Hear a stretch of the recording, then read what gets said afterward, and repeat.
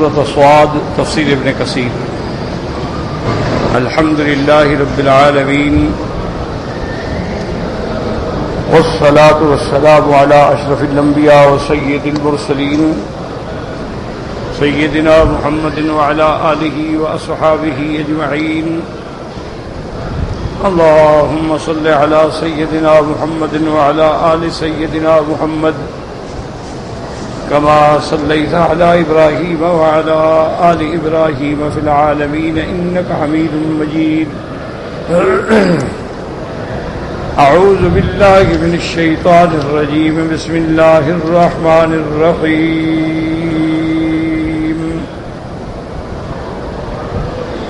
كذبت قبلهم قوم نوح وعاد وفرعون ذو الأوتاد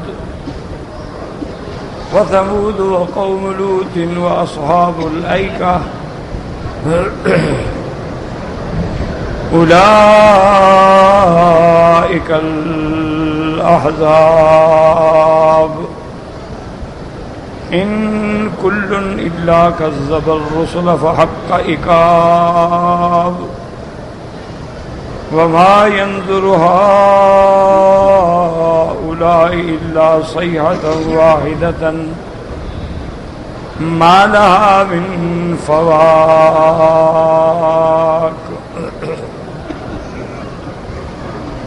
وقالوا ربنا عجل لنا قطنا قبل يوم الحساب۔ اللہ تبارک و تعالی نے کلام مقدس کی ان آیات مبارکہ میں اختصار کے ساتھ امم سالفہ امم حالکہ کے بارے میں ذکر کیا ہے۔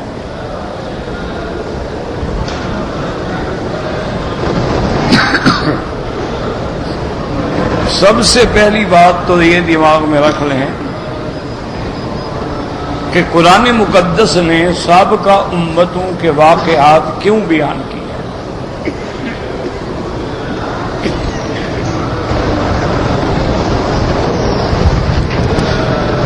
اس بیان کرنے میں مفسرین کرام فرماتے ہیں کہ کئی مفائد ہیں اور کئی مواعظ ہیں اور کئی عبرتیں ہیں۔ سب سے پہلی بات تو یہ ہے کہ ان واقعات کا بیان جو ہے یہ تصدیق ہے میرے مدنی محمد مصطفیٰ کی رسالت، کیونکہ حضور صلی اللہ علیہ وسلم مکے میں پیدا ہوئے، مکہ مکرمہ میں جوان ہوئے، مکہ مکرمہ میں بعثت ہوئی، بعثت کے 13 سال بعد مکہ سے ہجرت ہوئی اور مدینہ منورہ میں قیام ہوا۔ تو اس زندگی میں حضور صلی اللہ علیہ وسلم کے کوئی ایسے سفر نہیں ہے کہ آپ نے علم حاصل کرنے کے لیے سفر کیا ہو۔ آپ کے سفر جو ہیں وہ 2 سفر ہیں۔ نبوت سے پہلے کا سفر ہے، ایک دفعہ آپ شام گئے ابو طالب کے ساتھ،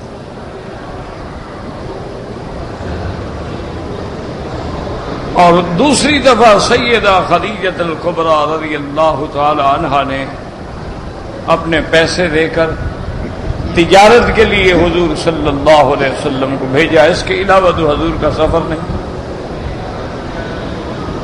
اور جس سرزمین میں اللہ نے میرے محبوب کو پیدا فرمایا ہے اس سرزمین میں کوئی علم نہیں، اس سرزمین میں اس زمانے میں کوئی مدرسہ نہیں، کوئی جامعہ نہیں، کوئی یونیورسٹی نہیں، کوئی حصول علم کا ذریعہ ہی نہیں۔ اور جس امت میں پیدا فرمایا ہے وہ امت بھی امیین میں سے ہے، وہ بھی کوئی اہل کتاب نہیں۔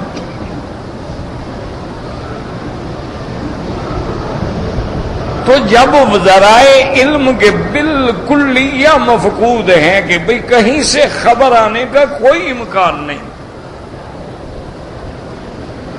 اور اب حضور ہمیں خبر دیتے ہیں حضرت آدم علیہ السلام کی کہ اللہ نے ان کو آسمانوں میں کیسے پیدا فرمایا،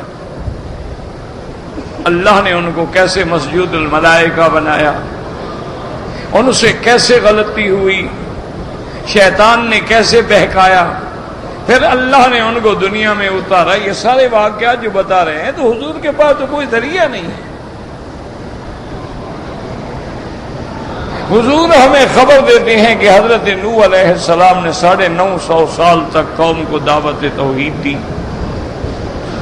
حضرت نوح علیہ السلام کی عمر نہیں تھی 950 سال، یہ لوگوں کو مغالطہ لگتا ہے. قرآن میں آتا ہے نا الف سنۃ الا 50 عاما، 1000 کم 50. تو لوگ سمجھتے ہیں بھی حضرت نوح علیہ السلام، یہ نہیں بات. حضرت نوح علیہ السلام کی عمر 1050 سال تھی.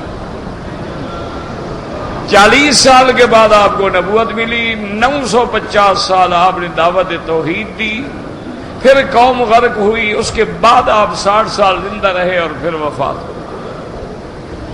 کیونکہ یہ تو اللہ کا اصول ہے کہ 40 سال سے پہلے نبوت ہی نہیں دیتے. تو حضرت نوح علیہ السلام نے 950 سال قوم کو دعوت دی، قوم نہ مانی. پھر اللہ کے حکم سے نوح علیہ السلام نے کشتی بنائی، پھر کشتی میں سوار ہوئے، باقی غرق ہو گئے، بیٹا غرق ہو گیا، کشتی جودی تک پہنچی. یہ سارے واقعات جو حضور بتلا رہے ہیں تو یہ تصدیق رسالت ہے کہ اے مکے والوں سمجھ لو یہ مدنی محمد مصطفیٰ اللہ خبریں دے رہا ہے تو بتلا رہے ہیں.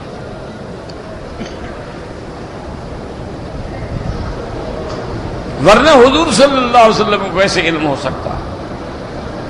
اس لیے قرآن کہتا ہے ذالک من انباء الغیب نوحیہا الیک. میرے مدنی غیب کی خبریں ہیں جو ہم آپ کو بذریعہ وحی عطا فرماتے ہیں. یاد رکھیں سارے قرآن حدیث کا مطالعہ کریں. علم غیب کا لفظ ما سوا اللہ کے کسی کے لیے استعمال نہیں ہوا. ہمیشہ یاد رکھ، علم غیب یعنی علم مضاف ہو اور غیب مضاف الیہ ہو، یہ صرف اللہ کی صفت ہے. انبیاء کے لیے انباء عن الغیب، اخبار عن الغیب، اطلاع علی الغیب، یعنی خبر دے دینا، خبر پہنچا دینا، اطلاع کر دینا، کسی چھپے ہوئے مسئلے کو اپنے پیغمبر کو بتلا دینا.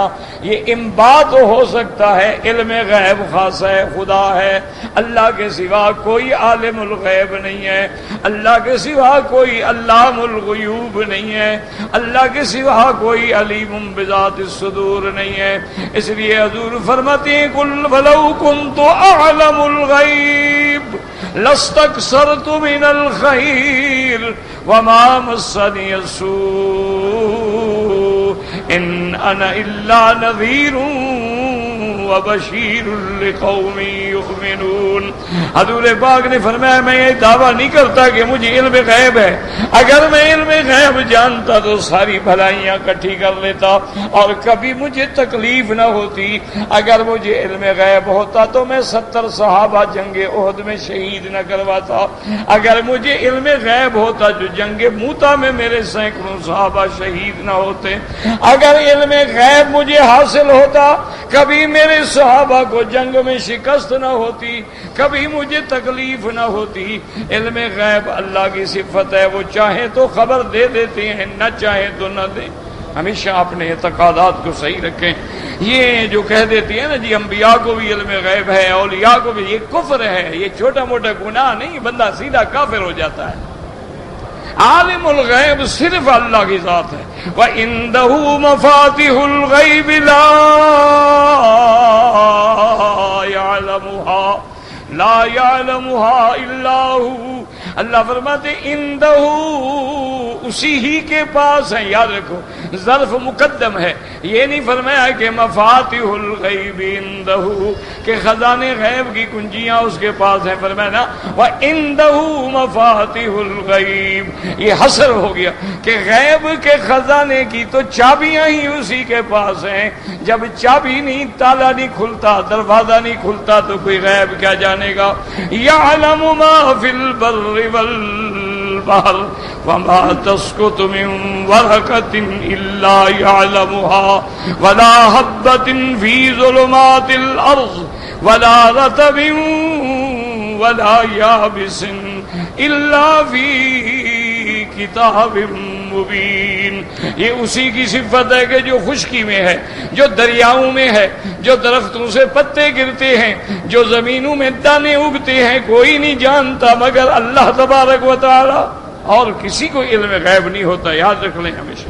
انبیاء بھی عالم الغیب نہیں ہوتے، ملائکہ بھی عالم الغیب نہیں ہوتے. یہ بعض لوگ جو ہیں اہل بدعت، یہ لوگوں کو گمراہ کر کے لوگوں کے عقیدے پہ ڈاکے مارتے ہیں کہ دیکھو جی ایک دن میں لاکھوں بندے مرتے ہیں، کوئی مشرق میں مرتا ہے، کوئی مغرب میں، کوئی شمال میں، کوئی جنوب میں، کوئی عرب میں، کوئی عجم میں. ملک الموت ہر کسی کی روح قبض کرنے کے لیے پہنچ جاتا ہے. تو اگر ہر کسی کی موت کی گھڑی کا اور جگہ کا ایک فرشتے کو علم غیب ہے تو پھر انبیاء کی شان تو بہت زیادہ ہے. لہذا انبیاء بھی عالم الغیب ہیں. ایسی قصے کہانیاں بنا کے یاد رکھیں کہ باطل کے پاس کوئی دلیل نہیں ہوتی، کسی باطل مذہب کے پاس کوئی دلیل نہیں ہوتی. ان کے پاس کیا ہے؟ توہمات ہیں. ان کے پاس کیا ہے؟ ظنیات ہیں. ان کے پاس کیا ہے؟ تشکیکات ہیں. ان کے پاس کیا ہے کہ لوگوں کو شبہات میں ڈالتے ہیں جن کے بارے میں اللہ قرآن میں فرماتا ہے فَأَمَّا الَّذِينَ فِي قُلُوبِهِمْ زَيْغٌ فَيَتَّبِعُونَ مَا تَشَابَهَ مِنْهُ ابْتِغَاءَ الْفِتْنَةِ. جن کے دلوں میں میل ہے، کجی ہے، وہ ہمیشہ آیات متشابہات سے لوگوں کو دھوکہ دیتے ہیں. یاد رکھو ملک الموت کو بھی علم غیب نہیں ہے. یہ تو اللہ تبارک و تعالی لیلہ مبارکہ کے اندر جو لیلۃ القدر کی رات ہوتی ہے فیصلہ فرما دیتے ہیں کس نے پیدا ہونا ہے، کس نے مرنا ہے، کس نے حج کرنا ہے، کس کو کتنا رزق ملنا ہے. ہر فرشتے کو 1 سال کا شیٹ مل جاتی ہے، کشف مل جاتی ہے، فہرست مل جاتی ہے کہ اس سال اتنے بندے مریں گے، اتنے شہید ہوں گے، اتنے اڑ جائیں گے، اتنے فلاں حادثے میں شریک ہوں گے، فلاں فلاں. ملک الموت کو صرف اسی کا پتہ ہے جو سال کی کشف اس کو حوالے کی گئی. اس کے علاوہ ملک الموت بھی نہیں جانتے کہ اگلے سال کیا ہوگا. تو اس لیے ہمیشہ یاد رکھیں یہ دھوکے ہوتے ہیں. لوگ بعض معجزات کے بارے میں معجزہ سنا کے کہتے دیکھو جی حضور نے خبر دی نا، عالم الغیب تھے تو خبر دی نا. اور بعض تو اتنے جری ہیں کہ اللہ کے قرآن کے ترجمے بدل ڈالے. جہاں لفظ آتے یا ایھا النبی انا ارسلناک شاہدا ومبشرا ونذیرا. قرآن کی تفسیروں میں ترجمہ کرتے ہیں اے غیب کے جاننے والے. کہتے ہیں نبی کا معنی غیب جاننے والا. یہ غیب کا لفظ کہاں سے آ گیا؟ یعنی قرآن میں تحریف کر ڈالی، قرآن کو بدل ڈالا. اور پھر کہتے ہیں دیکھو اللہ نے نبی کو گواہ بنایا ہے. انا ارسلناک شاہدا ومبشرا. گواہ تو تب ہوگا جب حالات کو جانتا ہو، اور حضور جب ساری امتوں پہ گواہی دیں گے. اس لیے معلوم ہوا کہ ذرے ذرے کو جانتے ہیں، تب ہی تو قیامت میں حضور گواہی دیں گے. یہ بھی بالکل غلط ہے. اللہ فرماتے ہیں وَكَذَلِكَ جَعَلْنَاكُمْ أُمَّةً وَسَطًا. محمد مدنی تیری امت کو ہم نے امت عدل بنایا ہے. لِتَكُونُوا شُهَدَاءَ عَلَى النَّاسِ کہ قیامت والے دن وہ سب پہ گواہی دیں گے. اب حضور کی امت بھی تو گواہی دے گی. پھر امت بھی عالم الغیب ہے، نبی بھی عالم الغیب، امت بھی ماشاءاللہ عالم الغیب.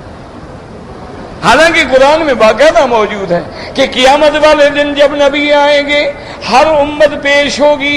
فَكَيْفَ إِذَا جِئْنَا مِنْ كُلِّ أُمَّةٍ بِشَهِيدٍ وَجِئْنَا بِكَ عَلَىٰ هَٰؤُلَاءِ شَهِيدًا.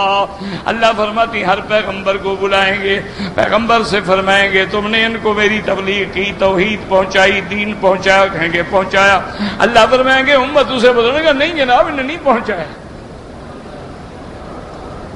اب اللہ فرمائیں گے پیغمبر بھائی تمہارا گواہ کون ہے؟ انہوں نے کہا میرا گواہ امت محمد مصطفیٰ ہے. تو اب حضور کی امت بھی گواہی دے گی۔ اچھا، لوگ پوچھیں گے کہ حضور کی امت تو سب سے بعد میں آئی ہے، یہ کیسے گواہی دیں گے؟ انہوں نے کہا ہم گواہی دے رہے ہیں، ہمیں خبر دی ہے محمد الرسول اللہ نے کہ ہر پیغمبر نے دعوت پہنچائی، جب ہمارا نبی سچا ہے تو اس کے کہنے پہ ہم گواہی دے رہے ہیں۔ تو یہ تو گواہی کا معنی حاضر ناظر تو نہیں ہے، یہ تو ایسے لوگوں نے بنا دیا ہے کہ گواہ کا معنی وہ ہوتا ہے جو حاضر ناظر ہو۔ گواہ کا معنی یہ ہوتا ہے کہ جب علم قطعی کی خبر ہو جائے، گواہی جب اللہ نے خبر دے دی کہ ہر پیغمبر نے دین پہنچایا ہے، حضور نے وہی خبر آگے دے دی۔ اس لیے ہمیشہ یاد رکھیں کہ یہ واقعات جو بیان ہوئے ہیں یہ تصدیق ہے رسالت محمد مصطفیٰ۔ اور دوسری یہ بات بھی یاد رکھیں کہ قیامت تک کے لیے اللہ کا قرآن اور دین اسلام جو ہے حق ہے، اور دین اسلام اور قرآن چیلنج کرتا ہے کہ آج کفر کی طاقتیں، آج کفر کے علوم حدیثہ، آج ان کی ٹیکنالوجیاں، آج انہوں نے چاند پہ کمندیں ڈالی ہیں، آج انہوں نے خلاؤں میں فضاؤں میں اپنے مراکز قائم کر دیے ہیں، آج انہوں نے سمندروں کی لہروں کے ذریعے تصویریں اور جناب آواز آپ کے ٹیلی ویژن پہ منتقل کر دی ہے، آج انہوں نے چھوٹے سے موبائل بنا کے پوری دنیا سے تمہیں سیٹلائٹ کے ذریعے جوڑ دیا ہے، اتنے وسائل ان کے پاس ہیں، وہ قرآن کی ایک خبر کو تو جھوٹا ثابت کریں نا، وہ کہیں کہ اللہ کے نبی نے جو خبر دی ہے غلط ہے۔ کیا خیال ہے آپ کا؟ وہ خاموش بیٹھے ہوئے ٹکریں مار مار کے مایوس ہو گئے، کوئی بات غلط ملتی نہیں۔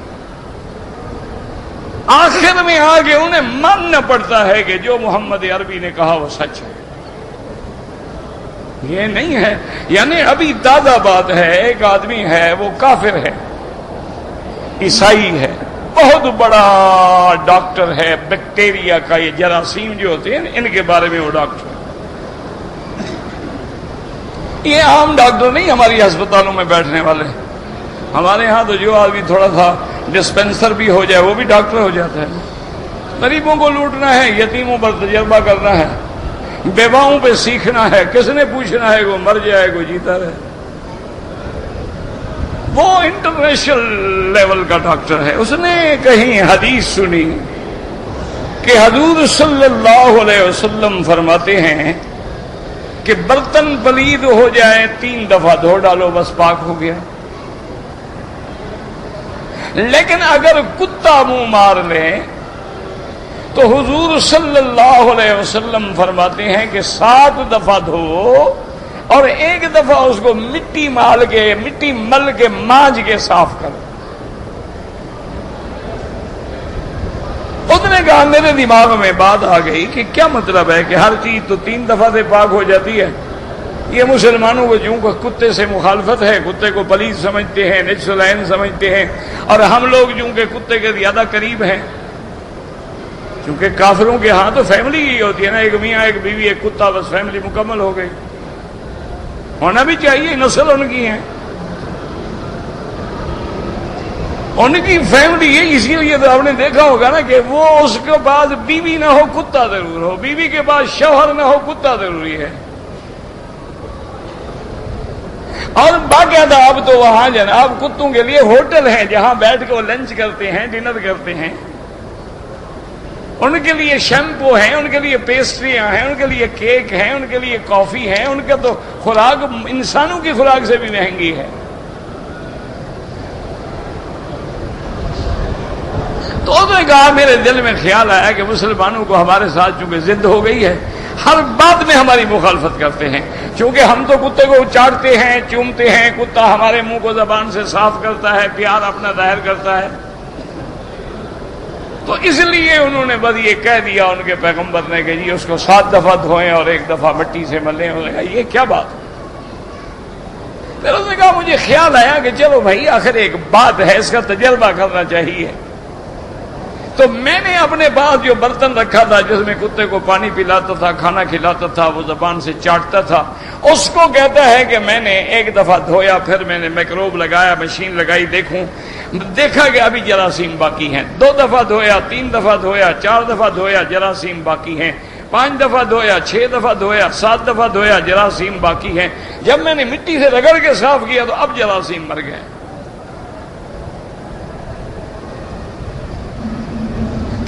یہ تجربہ کیا کہ چلو یہ جراثیم لینے کے بعد ان کو آگ میں جلاؤں، وہ آگ میں بھی نہیں مرتے، مرتے ہی مٹی سے ہیں۔ تو اب میرے دماغ میں آیا، میں نے کہا کہ بھی 1400 سال پہلے ان کا پیغمبر ایک ایسی خبر دے رہا ہے، نہ وہاں میڈیکل کالج تھے، نہ وہاں لیب تھے، نہ وہاں کو بڑی بڑی لیبارٹریاں تھیں، اس کا معنی یہ ہے کہ وہ سچا نبی ہے، اس نے کلمہ پڑھ لیا۔ انہوں نے کہا ان کو کیسے پتہ چلا آخر؟ اس نے یہ خبر جو دی ہے اس کو کیسے پتہ چلا؟ تو اس لیے یہ واقعات اللہ نے قرآن میں کھول کھول کے بیان کیے ہیں کہ جب تم پڑھو گے تو تمہاری آنکھیں کھل جائیں گی کہ محمد مصطفیٰ مکے میں بیٹھے ہیں اور خبر نوح کی دے رہے ہیں، مکے میں بیٹھے ہیں اور قوم عاد اور حضرت ہود کی خبر دے رہے ہیں، مکے میں بیٹھے ہیں اور قوم سمود اور حضرت صالح کی خبر دے رہے ہیں، مکے میں بیٹھے ہیں اور فرعون اور حضرت موسیٰ کی خبر دے رہے ہیں، مکے میں بیٹھے ہیں اور حضرت یوسف کے بارے میں قصہ سنا رہے ہیں۔ معلوم ہوتا ہے اللہ کا سچا نبی ہے، اس کو اللہ وحی کے ذریعے خبر دیتے ہیں جو آگے امت کو پہنچاتے ہیں۔ اس لیے ایک تو اس میں یہ فائدہ ہوتا ہے تصدیقاً لرسالت رسول اللہ۔ اچھا، دوسرا فائدہ یہ ہوتا ہے کہ حضور کی امت کے لیے سبق ہے اور عبرت ہے۔ بھی قوم عاد برباد ہو گئی، کیوں برباد ہوئی؟ انہوں نے کون سا ایسا جرم کیا تھا جس کی وجہ سے اللہ کا عذاب آیا؟ قوم سمود ہلاک ہو گئی، کیوں ہلاک ہوئی؟ قوم فرعون غرق ہو گئی، کیوں غرق ہو گئی؟ قوم لوط کو اللہ نے اٹھا کے الٹا ڈال کے پتھروں کی برسات کر دی، کیا وجہ کیا تھی؟ تو امت محمد مصطفیٰ جب پڑھے گی تو وہ سوچے گی کہ اگر یہ جرائم ہم نے کیے تو ہمارا بھی یہی اشر ہوگا، تاکہ ان کے لیے عبرت ہو، ان کے لیے ہدایت ہو، ان کے لیے موعظت ہو اور وہ انہی گناہوں سے بچیں۔ اور تیسری بات یہ ہے کہ امت کو سمجھ آ جائے کہ نجات صرف ان کو ملی جو انبیاء پہ ایمان لائے۔ اگر ہم بھی حضور پہ ایمان لائیں گے، اطاعت کریں گے، غلامی کریں گے، فرما برداری کریں گے تو نجات پا جائیں گے، ورنہ ہلاکت ہی ہلاکت۔ اس لیے اللہ نے قرآن میں واقعات بیان کیے ہیں، اور کہیں تفصیل ہے اور کہیں اختصار ہے۔ کسی جگہ اللہ نے قوم نوح علیہ السلام کا واقعہ بڑی تفصیل سے بیان کیا اور کسی جگہ اختصار سے بیان کر دیا، تاکہ ایک تو بار بار دہرایا جائے، بار بار جگایا جائے، بار بار جھنجھوڑا جائے اور حضور کی امت کو بتلایا جائے۔ اگر تفصیل دیکھنی ہے تو اس صورت میں دیکھنا، اجمال دیکھنا ہے تمہارے سامنے۔ تو اللہ نے قرآن میں یہ واقعات اس لیے بیان فرمائے ہیں کہ اس میں بڑی بڑی عبرتیں ہیں، مواعظ ہیں، نصائح ہیں کہ بھائی کیسے انبیاء پر دور۔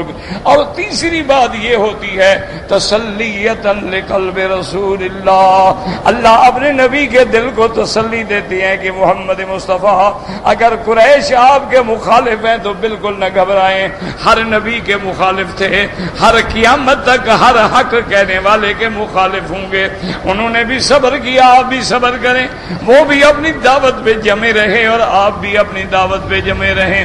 وَاصْبِرْ كَمَا صَبَرَ أُولُو الْعَزْمِ مِنَ الرُّسُلِ، انبیاء کے سروں پہ آرے رکھ کے ان کو دو ٹکڑے کیا گیا، انبیاء کو ایک ایک دن میں 70 انبیاء کو شہید کیا گیا، انبیاء کی توہین کی گئی۔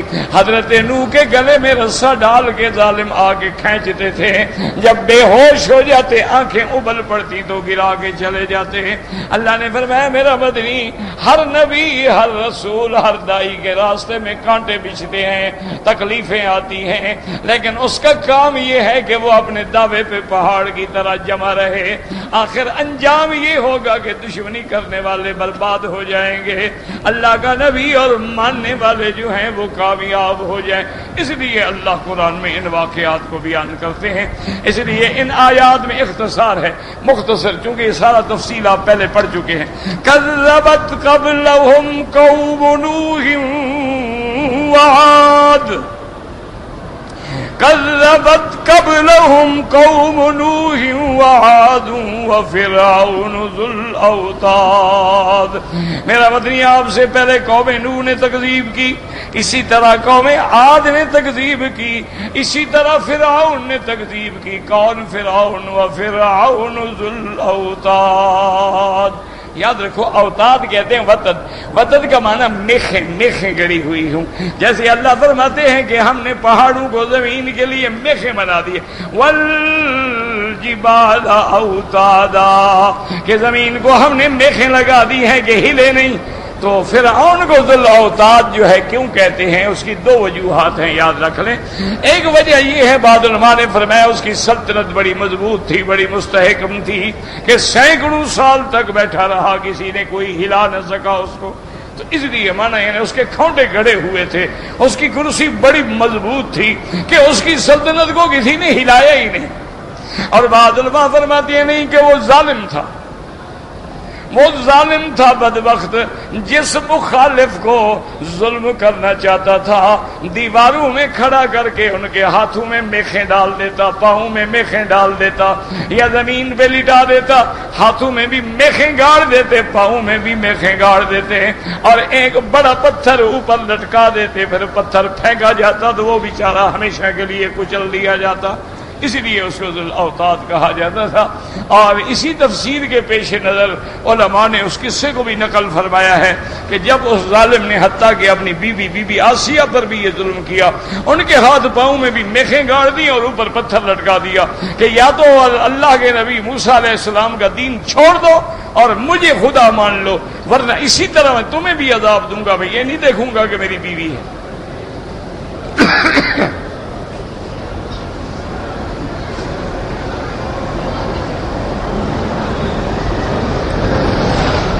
لیکن ایمان کی شان دیکھیں گے، بی بی اسی حالت میں ہے. اور اللہ نے اس واقعے کو نقل کیا. اس وقت بھی بی بی زبان پہ دعا ہے، رب ابن لی عندک بیتا، رب ابن لی عندک بیتا فی الجنہ ونجنی من فرعون وعملہ. کہ میرا اللہ مجھے جنت میں اپنے قریب گھر عطا فرما، اور مجھے فرعون اور اس کے عمل و عقیدے سے نجات عطا فرما. یا اللہ مجھے دین پہ ثابت قدم فرما. اور یاد رکھو اللہ نے کیسے دعا قبول کی کہ جنت میں سب سے اعلیٰ گھر کس کا ہوگا؟ حضرت محمد مصطفیٰ. تمام انبیاء سے اعلیٰ، تمام رسولوں سے اعلیٰ. اور یہ بی پھر قیامت کے بعد جنت میں اللہ اس کا نکاح کریں گے حضرت محمد مصطفیٰ سے. تو حضور کی بیوی بن کے حضور کے گھر میں پہنچے گی نا، اس سے گھر پھر کس کا اونچا ہے؟ رب ابن لی عندک بیتا فی الجنہ. المفسرین نے لکھا ہے روایات کتب متقدمہ سے، اللہ نے فرمایا جبریل ذرا پردے ہٹا دو، بی بی کو دکھاؤ تمہارا گھر جنت میں کہاں ہے. جب پردے ہٹ گئے اور بی بی نے دیکھا تو بی بی مسکرائی. فرعون کھڑا تھا، خوش ہو گیا، کہنے لگا دیکھو پاگل ہو گئی ہے ڈر کے مارے، یہ ہنس رہی ہے، یہ عذاب کا وقت ہے، ہاتھوں میں میخیں لگی ہوئی ہیں، اوپر ہم نے پتھر باندھا ہوا ہے اور یہ مسکرا. اس کو پتہ نہیں ظالم. اصل بات تو یہ ہوتی ہے اللہ والے جس شان سے کوئی مقتل میں گیا وہ شان سلامت رہتی ہے، وہ اللہ کے راستے میں جا رہی ہے. اسے کیا ہے؟ تمہارا ڈر کس بات کا ہے؟ جس نے اللہ کے راستے میں اپنی جان قربان کرنی ہے پھر وہ کس سے ڈرتا ہے؟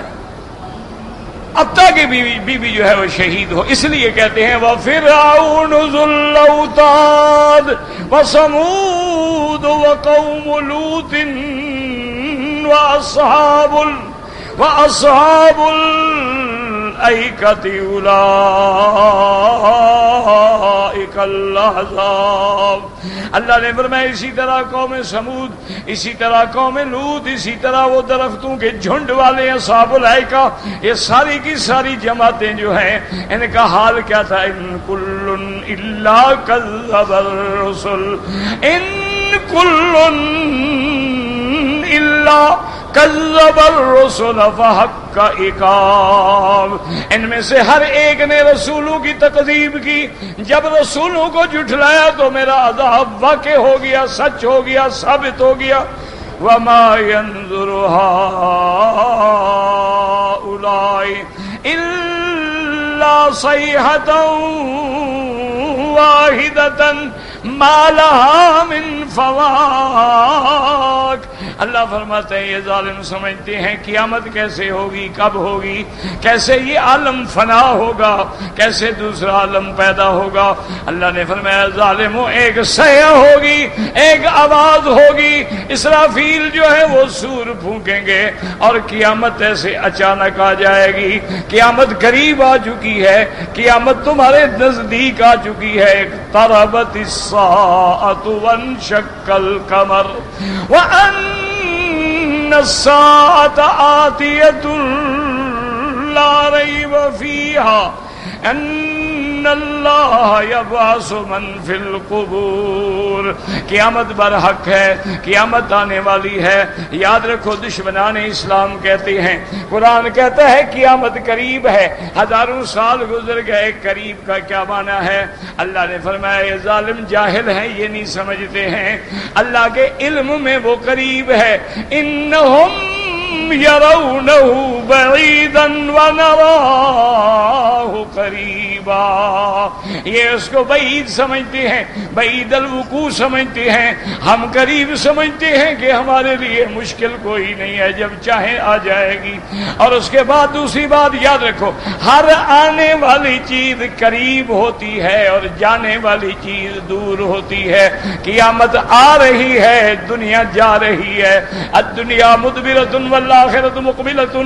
دنیا پیٹھ دے کے جا رہی ہے، جو دن گزر گیا ختم ہو گیا، اور قیامت آ رہی ہے. تو آنے والی چیز جو ہے وہ قریب ہوتی ہے اور جانے والی چیز جو ہے وہ بعید ہوتی ہے.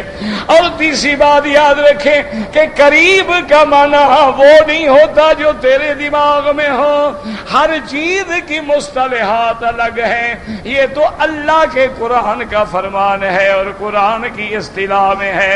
اس لیے ہمیشہ یاد رکھ. اب دیکھیں ایک آپ نقشہ بناتے ہیں دنیا کا، دیکھا ہے نا آپ نے، گول بنا ہوتا ہے، جیسے آپ کی یعنی کوڑا ہوتا ہے، بال ہوتی ہے، ایسے گول گلوب بنا دیتے ہیں، اس میں چھوٹا سا اشارہ کر دیتے ہیں، اس سے مراد دریا ہے، اس سے مراد سمندر ہے، اس سے مراد آبادی ہے، اس سے مراد صحرا ہے. چھوٹے چھوٹے چھوٹے چھوٹے. تو حالانکہ وہ اتنی سی چیز ہوتی ہے اور ساری دنیا کے سمندر آ گئے. کیسے ساری دنیا کے سمندر اتنی چیز میں آ گئے؟ تو اگر تمہارے پیمانے ہیں تو اللہ کے اپنے پیمانے ہیں. اللہ تبارک و تعالیٰ نے جس کو قریب فرمایا ہے وہ لا شک فی ذالک بالکل قریب ہے. اور بعض علماء نے فرمایا جب بندہ مرتا ہے تو اس کی قیامت قائم ہو گئی. من مات قامت قیامت ہو، لہذا اس کے لیے تو قیامت ہو گئی، اب وہ قیامت کو ہی اٹھے گا. ایسے اللہ نے فرمایا تمہیں کتنا مہلت ملے گی جب قیامت آئے گی. فوراً اللہ تبارک و تعالیٰ کی جب پکڑ آئے گی تم کیا کرو؟ وقالوا ربنا اجل لنا کتنا قبل یوم الحساب. اور اللہ نے فرمایا یہ مشرک، یہ جاہل، یہ غیر اللہ کے پجاری، یہ غیروں کو حاجت روا، مشکل کشا ماننے والے اتنے پاگل ہو گئے، کہتے ہیں اللہ ہم پہ جلدی عذاب بھیج، جو ہمارے حصے کا ہے جلدی بھیج دے. اور قیامت کے آنے کی کیا دیر ہے؟ اگر عذاب ہے ابھی بھیج دو ہم پر، ورنہ دنیا میں کوئی احمق بھی عذاب مانگتا ہے. یہ ایسی قومیں ہیں. یاد رکھو ایک بات کہ جب آدمی شرک کرتا ہے نا، اللہ عقل چھین لیتا ہے، اس بندے کی عقل الٹ جاتی ہے. کبھی درختوں کو سجدے کرتا ہے، کبھی قبروں پہ سجدے کرتا ہے، کبھی جناب سانپ کھڑا ہوتا ہے اس کو بھی دیوتا مان لیتا ہے، کبھی دریا گنگا جمنا کی موجیں دیکھیں ان کو بھی سجدے کرتا ہے. وجہ کیا ہے کہ اللہ ناراض ہوتا ہے تو پھر عقل الٹ جاتی ہے، عقل چھین لیتا ہے خداوند خود.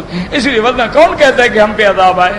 اس لیے دوسری جگہ آتا ہے اللہم ان کان ھذا ھو الحق من عندک. اگر یہ سچ ہے، نبی سچا ہے، قرآن سچا ہے، فَأَمْطِرْ عَلَيْنَا حِجَارَةً مِّنَ السَّمَاءِ أَوْ ائْتِنَا بِعَذَابٍ أَلِيمٍ. برسائیں ہمارے اوپر پتھر، لے آئیں کہاں ہے وہ عذاب دردناک۔ اصل بات کیا تھی کہ وہ نبی کو مانتے نہیں تھے نا، ان کے نزدیک یہ تھا کہ نعوذ باللہ یہ تو جھوٹ ہے، یہ نبی تو نہیں ہے، یہ تو بشر ہیں، انسان ہیں، ہماری طرح کھاتے پیتے ہیں، اس لیے وہ جرأت کرتے تھے، ورنہ اگر یقین ہو کوئی کہہ سکتا ہے کہ اللہ مجھ پہ عذاب بھیج؟ ان کا نبی پر ایمان نہیں تھا۔ اور یاد رکھیں گے جتنے الزام انہوں نے انبیاء پہ لگائے ہیں، ایک ایک الزام کا اللہ نے جواب دیا ہے۔ انہوں نے شاعر کا الزام لگایا، اللہ نے جواب دیا۔ انہوں نے ساحر کا الزام لگایا، اللہ نے جواب دیا۔ انہوں نے کاہن کا الزام لگایا، اللہ نے جواب دیا۔ انہوں نے کذاب کا الزام لگایا، اللہ نے جواب دیا۔ انہوں نے مفتری کا الزام لگایا، اللہ نے جواب دیا۔ انہوں نے قرآن کو اختلاق کے بارے میں کہا تو اللہ نے جواب دیا، اور پھر اللہ نے ساری امتوں کے احوال کو ذکر کیا تاکہ یہ امت جو ہے وہ عبرت پکڑے۔ اس لیے مفسر فرماتے ہیں یقول تعالی مخبرا هؤلاء القرون الماضیۃ ما حل بهم من العذاب والنقال والنقمات في مخالفة الرسل تكذيب الانبیاء۔ اللہ خبر دیتے ہیں جو زمانے مدتیں گزر گئیں، جو قومیں گزر گئی ہیں اور جو ان پہ عذاب آئے، اللہ کی طرف سے سختی آئی کیونکہ انہوں نے رسولوں کی مخالفت کی، انبیاء کی تکذیب کی۔ وقت تقدمت قصۃ مبسوطۃ فی اماکن متعددہ۔ اب مفسر فرماتے ہیں کہ یہ واقعات آپ قرآن میں کئی جگہ پڑھ چکے ہیں، لہذا زیادہ تفصیل کی یہاں ضرورت نہیں ہے۔ وقولہ تعالی اولئک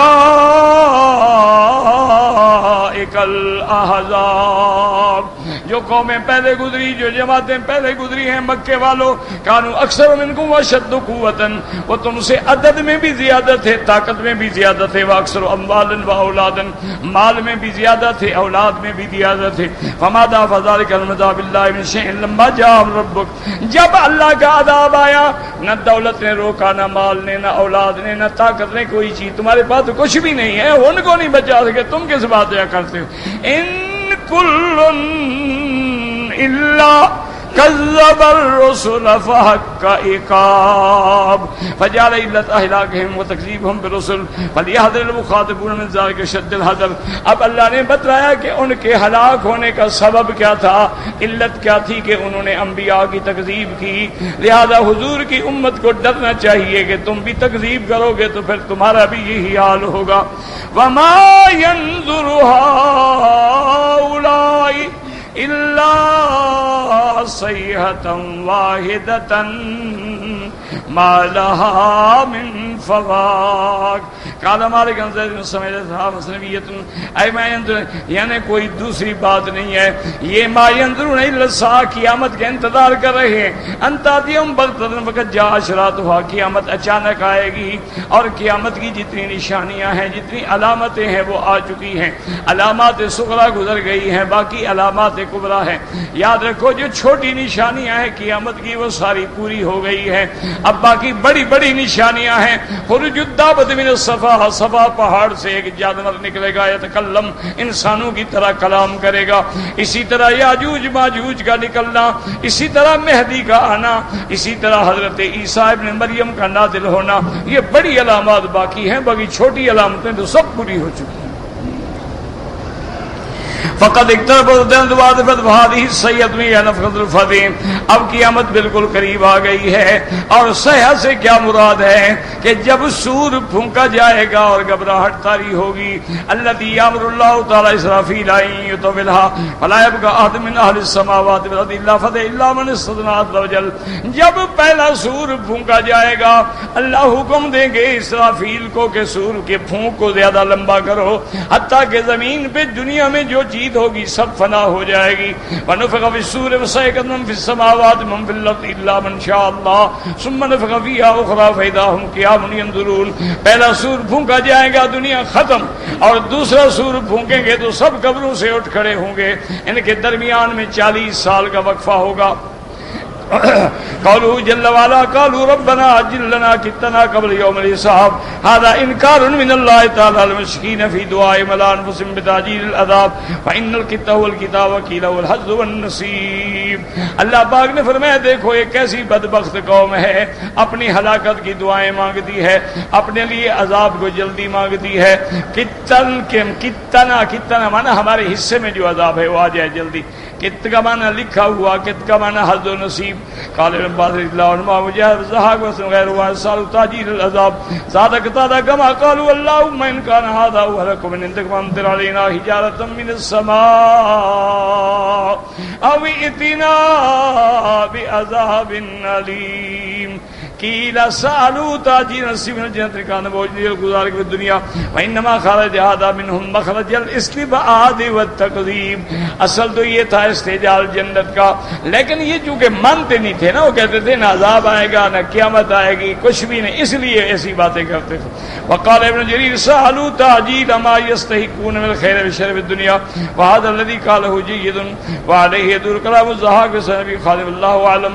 ابن جریر فرماتے ہیں ان کا معنی یہ تھا کہ جو خیر ہے جو شر ہے ہمیں دنیا میں جلدی مل جائے.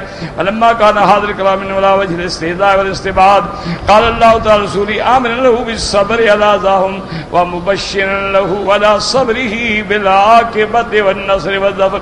انہوں نے یہ باتیں چونکہ گستاخانی کے انداز میں کی تھی، اللہ نے اپنے نبی کو فرمایا کہ آپ صبر کریں، آپ برداشت کریں، آخر عاقبت آپ کے ساتھ ہے، اللہ کی مدد آپ کے ساتھ ہے، کامیابی و کامرانی آپ کے ساتھ ہے. واللہ اعلم.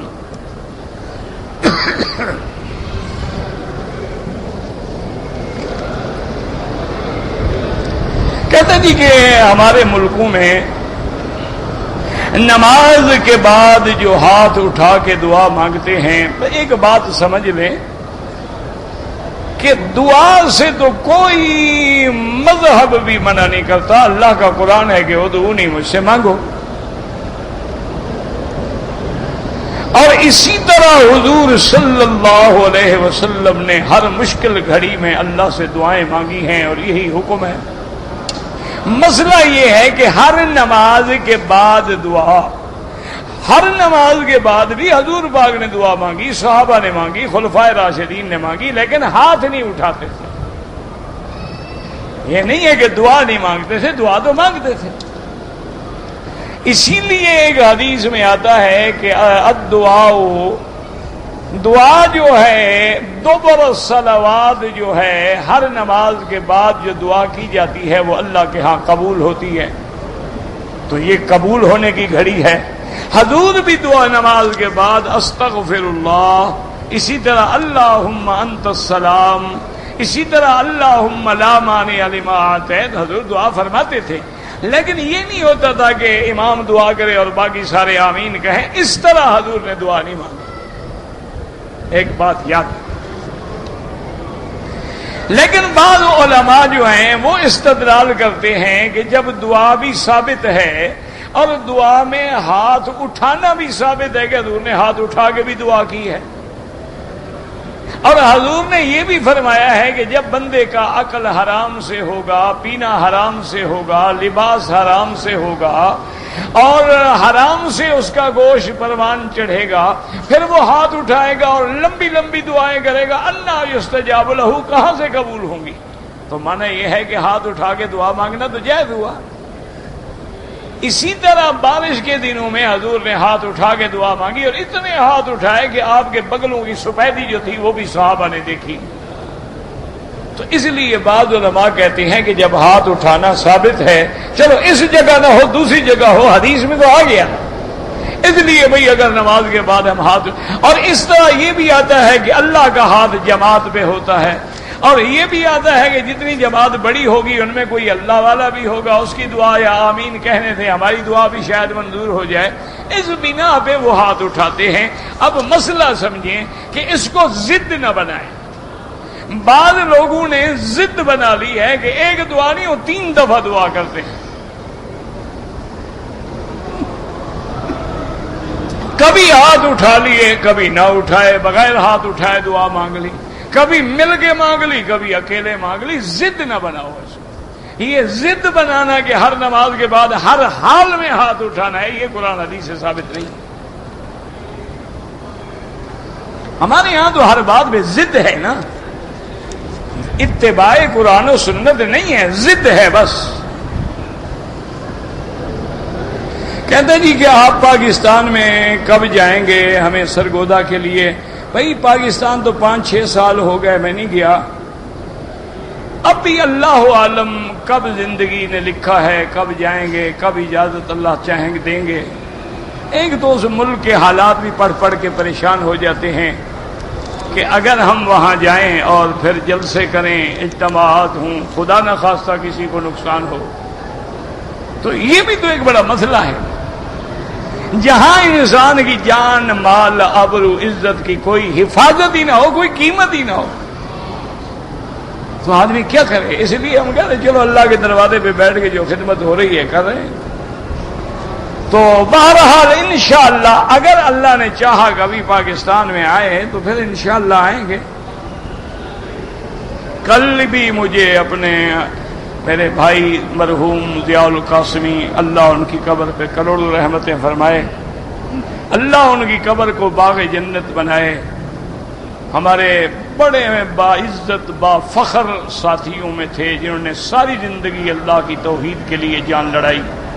ان کے بیٹے ملے تو میں کافی دیر رات قاسمی صاحب کو یاد کر کے روتا رہا۔ تو بڑا ہی عجیب انسان تھا اپنے وقت میں۔ میں ایک دفعہ ان کی زندگی میں ان کے گھر گیا تھا، اس کو خوشی سے بیٹھا نہیں جاتا تھا کہ مجھے کہاں بٹھائے۔ اتنی خوش میں نے نہیں دیکھا زندگی میں قاسمی صاحب کو۔ اور بدقسمتی ہے پھر اس دن گیا جب قاسمی صاحب کی وفات ہو گئی۔ ان کی تعزیت کے جلسے میں شریک ہوا، مجھ سے پھر فیصلہ آباد میں نہیں رہا گیا، میں اسی رات پھر نکل گیا باہر۔ میں نے کہا مجھ سے برداشت نہیں ہوتا ہے۔ تو بہرحال بھی ملک ہے، دل بڑا کرتا ہے، سچی بات ہے، لیکن کیا کریں، حالات ہیں۔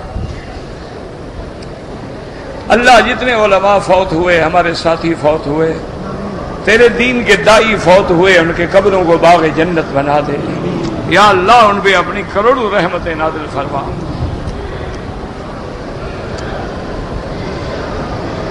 یہ اللہ کا شکر ہے الحمدللہ کہ میرے جو ساتھی تھے نا، اللہ نے ایسا ان کو خاتمہ نصیب کیا ہے۔ میرے دوست قاری حماد اللہ، وہ انگلینڈ میں بلیک برن میں ایک مسجد ساجدین ہے، نماز پڑھتے ہوئے فوت ہو گئے،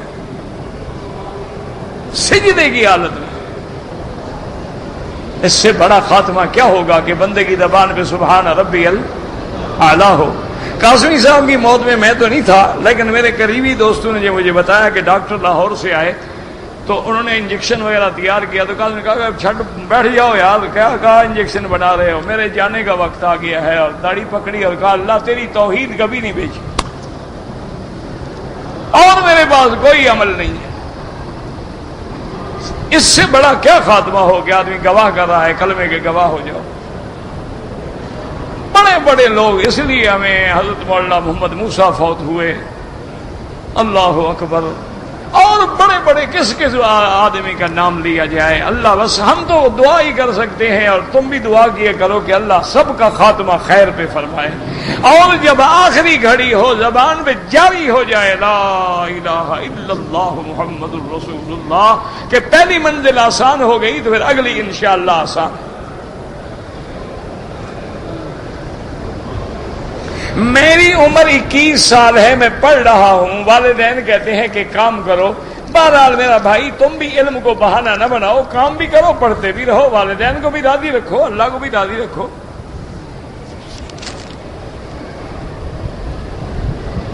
اگر ہماری چپل گم ہو جائے تو باہر سے اٹھا لیں، بالکل نہیں، یہ بالکل ناجائز ہے۔ گم ہو گئی ہے اور خریدیں یا اس کو کپڑے میں لپیٹ کے اپنے ساتھ رکھیں۔ مکہ ہو یا مدینہ ہو، نمازی کے آگے نہ گزریں، مجبوراً گزرنا پڑے تو سجدے کی جگہ سے دور ہو کے گزریں۔ حرم میں جو لوگ خادم ہیں ان کو ہم کوئی مدد کریں، پیسے دیں، بالکل دینے چاہیے، یہ تو غریب لوگ ہیں، اللہ کے حرم میں 600 ریال پہ کوئی نوکری کرتا ہے۔ اور پھر سب سے بڑی خوبی یہ ہے کہ کسی سے مانگتے نہیں، بیچارے سوال نہیں کرتے، ہاتھ نہیں پھیلاتے، یہ تو زیادہ مستحق ہیں۔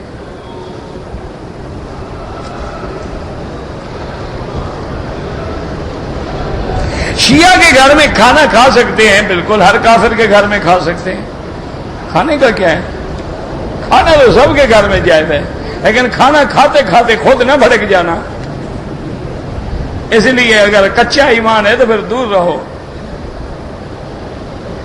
رشتے نہ کریں البتہ، چونکہ رشتے کرنے کے بعد بڑی پریشانیاں ہو جاتی ہیں. وہ مائیں جو ہیں ان کو اپنے عقیدے پہ لے جانا چاہتی ہیں، باپ اپنی جگہ پر پریشان. رشتے آپس میں نہ کریں، رشتے وہاں کریں جہاں کفر ہو، دونوں برابر.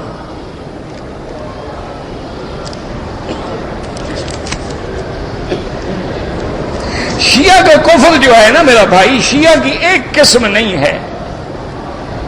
ان کی شیخ الاسلام ابن تیمیہ رحمت اللہ علیہ نے منہاج السنہ میں 300 سے بھی زیادہ قسمیں لکھی ہیں. اس لیے مطلقاً لفظ شیعہ نہ استعمال کیا کرو. ہاں، جو لوگ اللہ کے قرآن کو کامل نہیں سمجھتے، کہتے ہیں یہ قرآن محرف ہے، مغیر ہے، مبدل ہے، وہ کافر ہے. جو لوگ بی بی عائشہ کو پاک نہیں سمجھتے، تہمت لگاتے ہیں، وہ کافر ہیں، کیونکہ ان کی برات جو ہے قرآن سے ثابت ہے. تو اگر بی بی عائشہ کی برات نہ مانے تو قرآن کا انکار ہے. جو صحبت ابو بکر کو نہیں مانتے کافر ہیں، کیونکہ ان کی صحبت قرآن سے ثابت ہے. یہ تو حالات ہیں، بعض لوگ ایسے نہیں بھی ہوتے.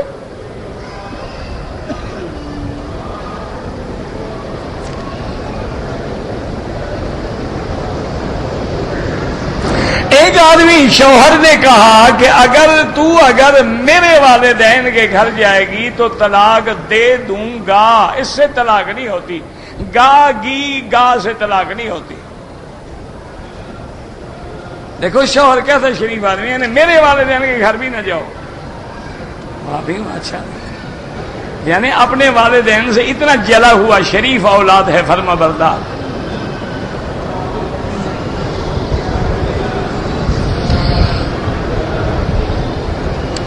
اب یہ بھی مسئلہ ہے کہ میں درس کے دوران کیا پیتا ہوں. یہ کوئی مسئلہ ہے شریعت کا. مجھے گلے میں تکلیف ہے جناب، میں جوشاندہ پیتا ہوں بنفشے کا. پیا کرو. وہ ایک دفعہ حضرت شاہ جی نے واقعہ سنایا تھا، حضرت بخاری رحمت اللہ علیہ. حضرت شاہ جی تقریر کے دوران میں ٹھنڈا پانی پیتے تھے. تو شاہ جی نے فرمایا کہ صاحبزادہ فیض الحسن ہوتے تھے، یہ بریلوی علماء کا ایک بہت بڑا خطیب تھا، بہت بڑا لیڈر تھا. اس نے کہا کہ وہ بھی میری نقل کرنے کے لیے جلسے میں آیا اور کسی سے کہا کہ ٹھنڈا پانی رکھو، آج شاہ جی پیتے میں کیوں نہیں پیوں گا. این تقریر جب جوبن پہ گئی نا، اور جب اس کو بھڑک، خطیب کو کبھی کبھی بھڑک آتی ہے نا، تو ٹھنڈے پانی کا گلاس پیا، آواز اسی وقت بند ہو گیا، کر کے بیٹھ گیا. اور شاہ جی نے کہا بدبخت، تمہیں کس نے کہا تھا ٹھنڈا پانی پیو؟ اور مجھے تو زہر دی گئی، سنکھیا کھلایا گیا، اس کی گرمی میں مجھ سے برداشت نہیں ہوتی. تمہیں کس بے وقوف نے کہا تھا کہ ٹھنڈا پانی پیو؟ انہوں نے کہا جی میں آپ کی نقل کر رہا تھا. تو آپ کو شوق ہے نا میری نقل کرنے کا، تو کریں جی، آپ بھی گلا جلایا کریں.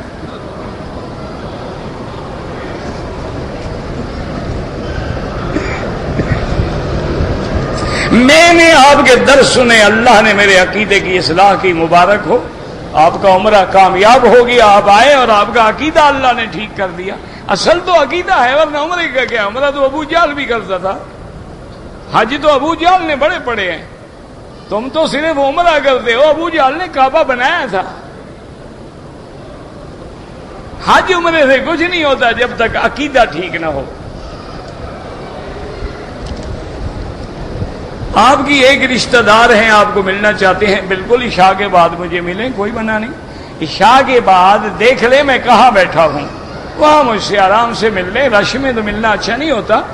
دیکھ لیں، میں طواف کر کے انشاءاللہ آ جاتا ہوں. تو پھر سامنے برآمدے میں جہاں ٹھنڈی ذرا تھوڑا سا ایئر کنڈیشن کا اثر آتا ہے نا، وہاں بیٹھ جاتا ہوں. بالکل ملیں. کچھ لوگ نماز جنازہ زور سے پڑھتے ہیں، یہ ان کو آج کل 1400 سال کے بعد حدیث سمجھ آئی ہے، اللہ ہدایت دے. 1400 سال تک تو وہ بھی ایسا پڑھتے رہے. یہ ابھی ان کو 6-7 مہینے سال گزرا ہے کہ سمجھ آیا کہ زور سے پڑھنا ہے. بہرحال ان کی مرضی ہے، ورنہ یہ ہے کہ جنازے میں خاموشی سے پڑھا جائے.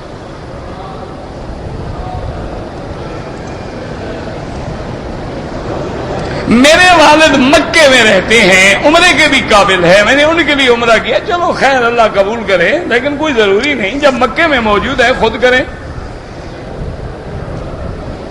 ہر نماز کے بعد 7 دفعہ سورۃ فاتحہ پڑھ کے والد کی شفا کے لیے دعا کروں، بالکل کریں. سورۃ فاتحہ شفا ہے. طواف کے علاوہ حجر اسود کو بوسہ دینا سنت نہیں ہے، بدعت ہے۔ طواف کے دوران میں موقع ملے الحمدللہ، نہ ملے اشارہ کرو۔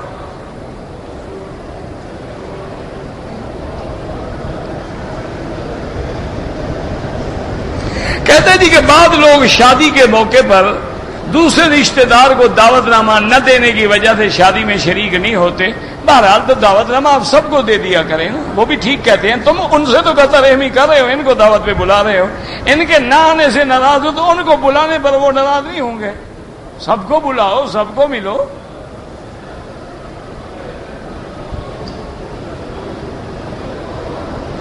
ہاں، اگر کوئی آدمی امام رکوع میں ہے اور وہ کھڑا رہے، بالکل ناجائز ہے۔ فوراً اذا رکع فرکعوا، جب امام رکوع میں جائے تم فوراً رکوع میں جاؤ۔ اسی طرح اذا سجد فاسجدوا، جب وہ سجدے میں جائے، فا تاکید کے لیے ہوتی ہے، فوراً سجدے میں جاؤ۔ جیسے امام سے پہلے سر اٹھانا ناجائز ہے، یہ بھی ناجائز ہے کہ امام سر اٹھا لے اور تم سجدے میں پڑے ہو۔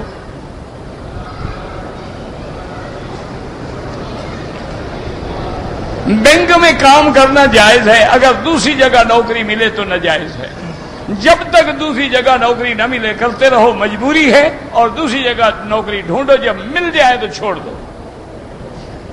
کسی بزرگ کے ہاتھ پہ بیعت ہونا کوئی حرج نہیں، لیکن وہ واقعتاً صحیح معنی میں اہل سنت ہو، صحیح معنی میں کتاب اللہ اور سنت رسول اللہ پہ عامل ہو، اس کا عقیدہ اپنا ٹھیک ہو، اپنی سیرت صورت عمل کردار ٹھیک ہو، تاکہ تمہارے لیے وہ رشد و ہدایت کا ذریعہ بنے، جائز ہے۔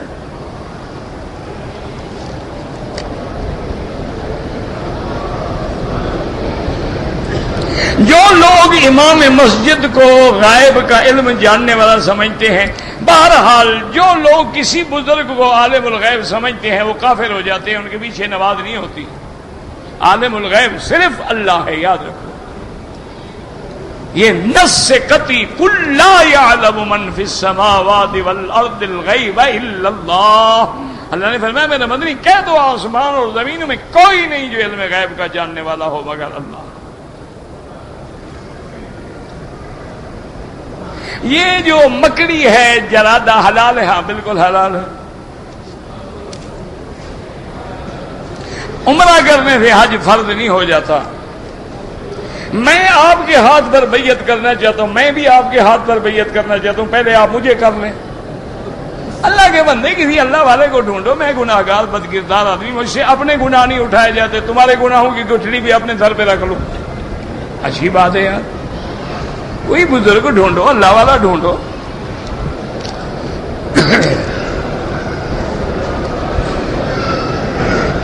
میرے شوہر نے اس طرح نہیں پھروایا، لیکن اگر بال چھوٹے کرا دیے وہ بھی ٹھیک ہے۔ افضل یہ ہے کہ اس طرح پھراؤ، لیکن اگر کوئی اس طرح نہ پھروائے، سارے بال سر سے چھوٹے کرا دے، بالکل ٹھیک ہو گیا۔